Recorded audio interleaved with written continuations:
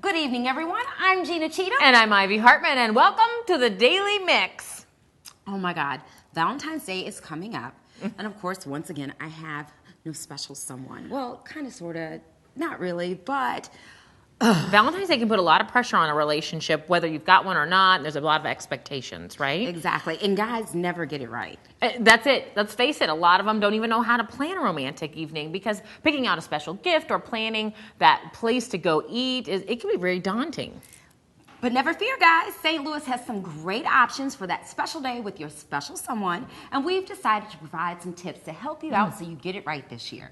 If you're looking for St. Louis's most romantic restaurants, top chocolate and confectionaires shops, or if you feel like something less traditional and you need some ideas or unique ways to celebrate this special holiday, just go to stlouis.about.com and click on whatever it is you're looking for. And make sure you get it right. Yeah. Well, the thing I found with Valentine's Day, if I set my expectations low, then I'm always pleasantly surprised. I understand. And everybody knows tonight is what? Fat Tuesday! Marking a day of feasting before the fasting of Lent begins. But this year, don't expect to see the Fat Tuesday parade that's been rolling through downtown since 2004. And although it attracts all kinds of people, and of course we look forward to seeing the floats from Saturday's grand parade down there, being out in the cold on a weeknight is always a real challenge, right? So this year, they're focusing, instead of on Fat Tuesday, they're doing Fat Blues Day celebration at Scott Trade Center as the Blues take on the Winnipeg Jets. And the concourse will feature Mardi Gras themed games, foods, drinks, entertainment, and lots of prizes. And yes, there will also be a Fat Blues Day Bud Light party tent combo available. Because you know you can't have a party in St. Louis without a little Bud Light. And a tent. And a tent, right? All right, y'all, it's time to get today's Daily Mix. Let's get to it.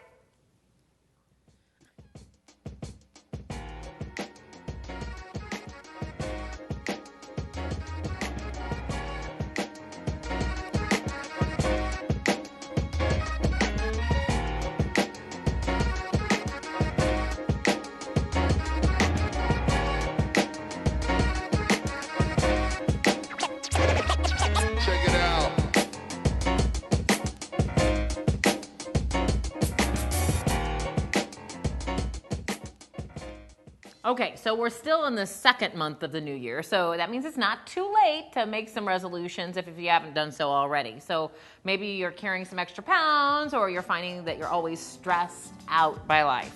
And if you need some help focusing your efforts to make lifestyle changes, we understand. Oh, yes. There are weight loss challenge seminars put on by BJC Healthcare that will guide you through nutrition, exercise, goal setting, and success strategies related to weight loss. United Healthcare is also providing seminars on how to successfully manage and conquer your stress. So find out more about the stress seminars, contact Bernadine Lumker at her email, Lumker at her, and if you want to get more information about weight loss seminars, contact Lisa Banotai at Banotai at stlouis-mo.gov.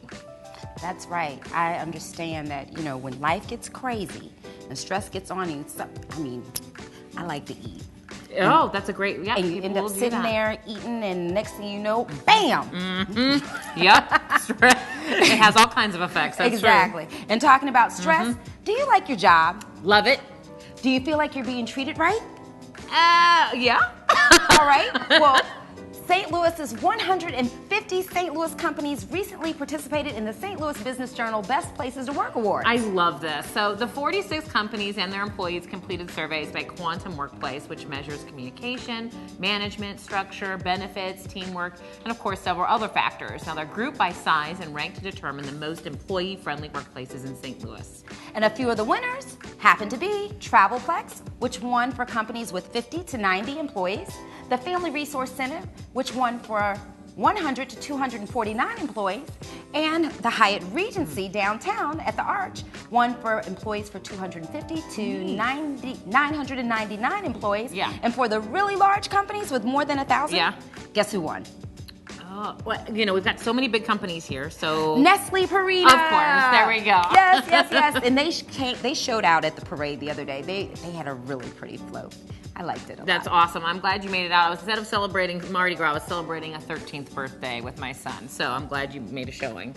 I had a good time. I really did. So, you know, we don't really feel like this is work, but on the topic of jobs, the nation's largest home improvement chain is on a hiring spree. Home Depot recently announced it's looking to employ more than 80,000 workers nationwide for this very busy spring season. The chain's looking to fill 975 positions right here in St. Louis. Yep, and the part-time and full-time jobs include sales, operations, cashier positions across all departments in stores, as well as jobs at its distribution centers. Wow. The retailer estimates that more than half of those temporary workers will stay on for permanent employee. That's awesome.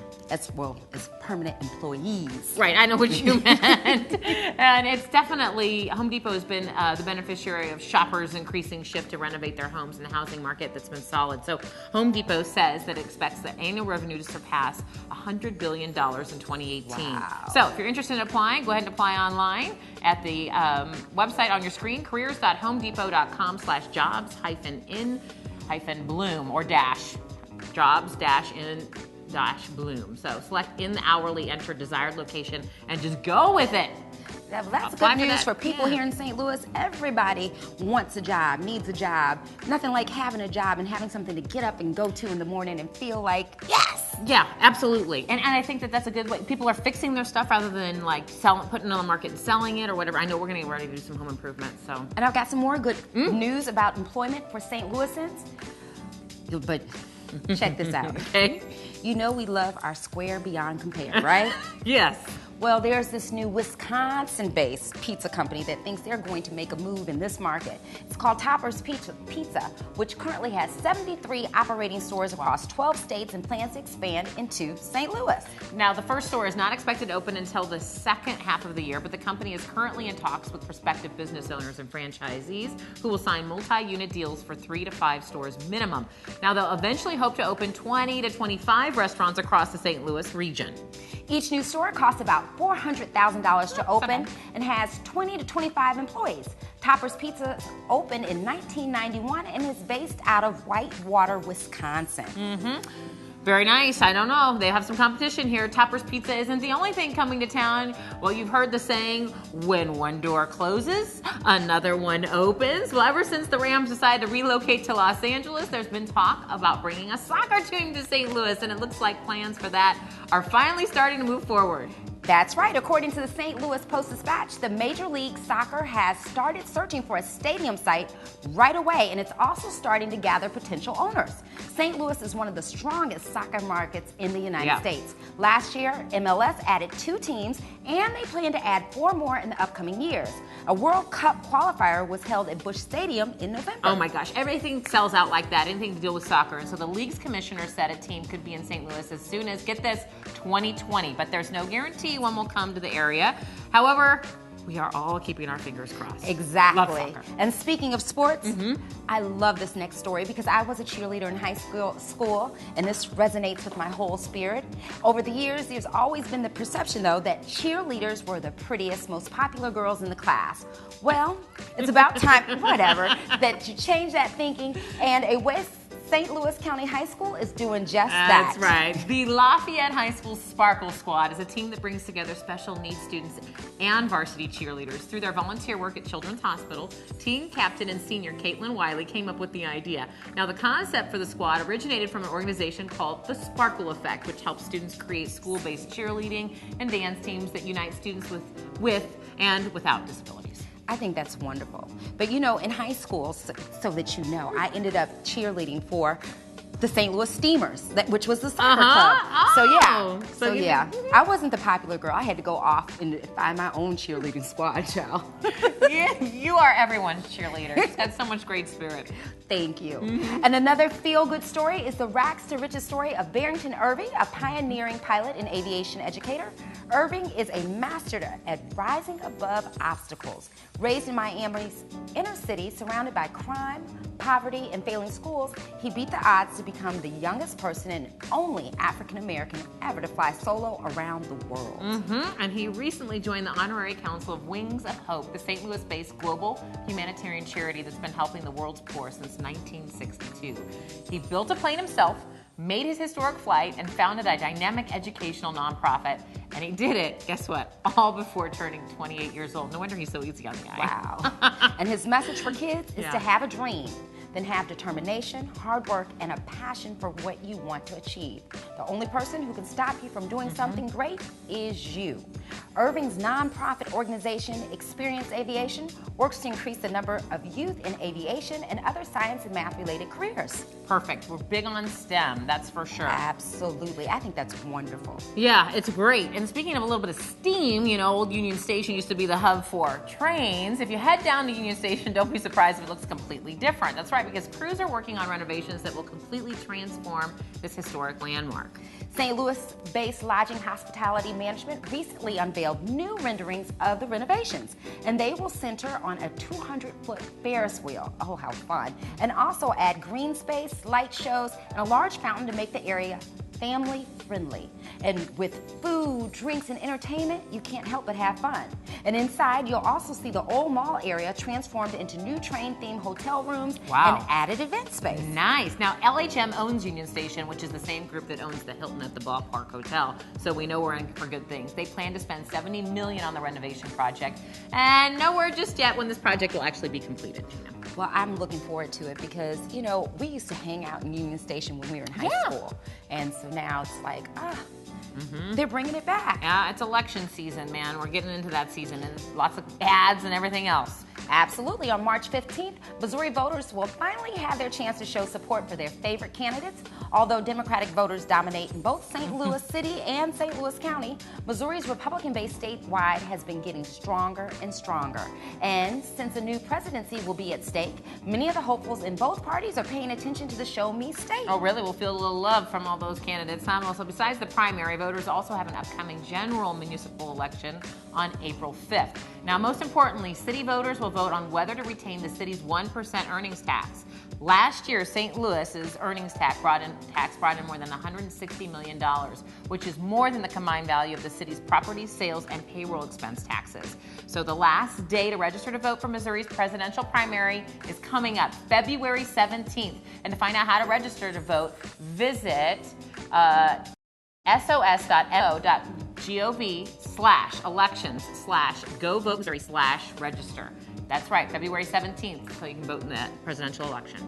That's a lot to remember, but make sure you do it because it's so important. That's how you get your voice heard. Absolutely. And something that you can do anytime throughout the year is donate blood. It's a simple thing to do, but it can make a huge difference in the lives of so many. One donation, get this, can save up to 3 lives. I had no idea. Wow. An estimated 38% of the U.S. population is eligible to donate blood, but less than 10% actually contribute. This past Wednesday, everyone got their opportunity to help out St. Louis Comptroller Darlene Green when she hosted the Red Cross Charles Drew Blood Drive, and it was a huge success. She'll be sponsoring another drive in August, and she'll be sponsoring another drive in August. So we just did one. Look out for the one in August. Make sure you drink plenty of water. And it's definitely a great way to give the gift of life. Well, temperatures have fallen this week, reminding us that, yes, winter is definitely upon us. And what better time to mention the upcoming 16th annual Hardee's Rise and Shine for Heat on February 12th from 6:30 a.m. to 10:30 a.m. Hardee's is offering their sausage and egg biscuit sandwich for the special low price of $1. 100% of all sales proceeds go to Heat Up St. Louis. The nonprofit 501c3 charity focuses on helping area, elderly, and disabled people and low-income families with their delinquent heating bills in Missouri and in Illinois. The operation began in December of 2000. And that's right, and it has helped thousands over the years. It really is. I love the commercials. It's just really a good feeling. Yes, and I love that sausage and biscuit. The sausage and egg biscuit. So Rise and Shine for Heat, Hardee's Restaurant is Friday, February 12th from 6:30 and get your to 10:30. heat on. That's right. Heat Up St. Louis. That's right. 16 years. So we love celebrating, and St. Louis loves its traditions. And Absolutely. February is Black History Month. Absolutely. Well, you know, Black History Month is every month, but That's true. Good point. Yes. This is the month that we choose to recognize. Thank you. All right, I my agree. sister. All That's right, my sister. All right, my sister. My sister. And so we brought on Nadia Ghasedi. Ghasedi. Thank you. Close, very close. So she's with Washington University Special Collections Department, which is really cool because the Eyes on the Prize has been something that a lot of people have heard about and talked about, and it's a big part of history. Talk about Washington University Special Collection and what your role is with Eyes on the Prize. Yeah, so a lot of people don't know that this national treasure, its archival collection, resides actually here in St. Louis. So the creator of the series, Henry Hampton, he was a Washington University alum. He's also a SLU High alum. Wow. And he grew up right there at Laclede and Bruno in Richmond Heights. His dad was a doctor at the Homer G. Phillips, which was the segregated hospital in St. Louis. He was a surgeon. Yes, he was a surgeon. Exactly. And Henry did not take his father's path in life and became a documentary filmmaker, and he established what became the largest African-American owned independent production company of its time, and that was Blackside Inc. And they created Eyes on the Prize, which is a 14-hour series that takes you from the civil rights movement beginning in 1954 into the 80s, so that there really isn't an end date, to suggest that that this movement is not over. Wow, how incredible. Now, I understand, I saw it once when I was younger, and I only saw the first part, but there's 14 parts to the series, correct? It's a 14-hour series, and it aired in 2 parts in 1987 and 1990, respectively. And actually, PBS is currently re-airing the series, which is very exciting. It's on, you can watch it locally on 9 World. Right now? On Sundays at 7 p.m., and that will be through April. And then in May, starting May 6th, 9 PBS will also be airing it. And you have to check in for updates. Okay, now, if you don't catch it on TV, does that mean, since you all hold the archives for Henry Hampton and Eyes on the Prize, we could come straight over to WashU and grab a copy? You certainly can come in and watch it on site. However, you could also make it one of your New Year's resolutions to go to your local public library. We have so many great public libraries in St. Louis. Yes, we do. And they hopefully, very certain they have a copy, and you can get it there. Yeah. Now, additionally, so there's more to it than just this 14-part series, right? Exactly. So tell us what you've got. So the archive is everything that Blackside created and gathered to make this groundbreaking series. So all the archival footage, all of the interviews, and the interviews are really at the heart of the program. So for the first 6 episodes, it was recorded entirely on film. So it's really remained inaccessible as far as the complete interview, because they used to literally cut the film and take the portions they wanted for the final and remove those. So no one's really been able to watch this approximately 75 hours of content. So we are now working, we've preserved all this material, which means making new film copies with funding from the Andrew W. Mellon Foundation. And now we have received funding from the National Historical Publications and Records Commission to digitize and then digitally reassemble all of this footage and to put it online for free use for anyone. And we already have the transcripts up, which are a great primary resource for students and teachers, and we'll have both of those things up free to the world. And I think we also, do we have a trailer for the show as well?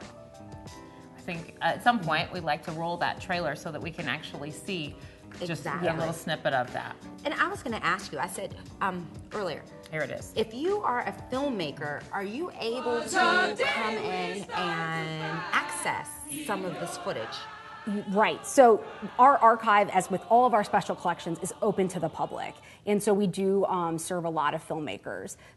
We often license footage that we have the rights to. We have rights to all the interviews that appeared in all of Hampton's documentaries, which is wonderful, which enables us to put it online for free educational use. And if we don't have the rights to something, we certainly can help the filmmaker locate the rights owner. Now, I know that what's next? What's coming up next in terms of... So one really exciting thing that we established a little over a year ago is the Henry Hampton film series. So we also, one of our commitments of the library and the university is to diversity and inclusion. So we wanted to ensure that people are constantly in dialogue of these topics, African American experience as well as other experiences of other marginalized groups. So the Henry Hampton series invites filmmakers, and it's open to the public and it's free, and we show different documentaries that deal with different issues. So we'll be honoring Maya Angelou, and we'll be partnering with the Missouri History Museum on March 24th. and bringing in the documentary film Maya Angelou, Still I Rise, which just premiered at Sundance last month. So this will be a free first St. Louis screening of this, and it's at 7 p.m. and it's open to the public. So everybody mark your calendars for March the 24th to 7 see p.m. the documentary on Maya Angelou, Still I Rise. And the director will be there as well. Oh, how wonderful. Do we get front row seats? I'll get you some VIP seating. Yeah, come on. So that me and my friend, we want to be there. That's right. And you know, you can get a front row seat to seeing Eyes on the Prize by either watching it on Channel 9 or accessing it through the library.wustl.edu/people. / Nadia Ghasedi. Sorry, that's how we get a hold of you. But anyway, you can find out more about how to get a hold of the archives through you. Yes, certainly. Okay, great. Well, thank you, Miss Nadia, for joining us tonight from Washington University. And you guys, if you need to know more about the film archives, don't hesitate to reach out and call her. And check us out on Facebook, YouTube, Twitter, and Instagram. And drop us a line at The Daily Mix at stltv.net. We want to hear from you. That's it for The Daily Mix, but keep it right here on STL TV and do what? Experience St. Louis. Yep, we'll see you next time, you guys.